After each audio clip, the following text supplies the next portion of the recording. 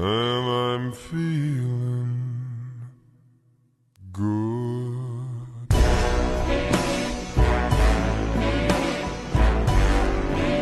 C'est ce que moi j'appelle l'indépendance, la libération. Je vois plutôt d'un bon œil, surtout quand c'est de la volonté de Dieu.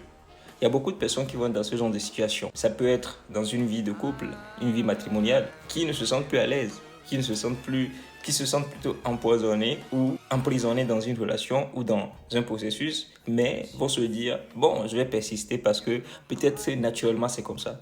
Mais peut-être que la volonté de Dieu, c'est que tu sortes de ces situations pour vivre à nouveau, pour voler tes ailes.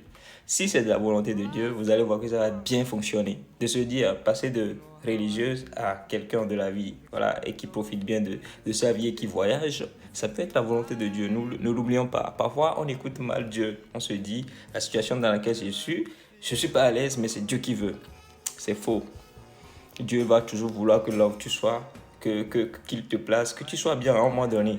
Et quand ça ne va pas, avec la prière, il va te dire, bon, écoute, voilà ta porte de sortie. Donc moi, de bon oeil, je vois ce genre de témoignages, de vidéos pour se dire, si c'est de la volonté de Dieu, piou, piou, piou.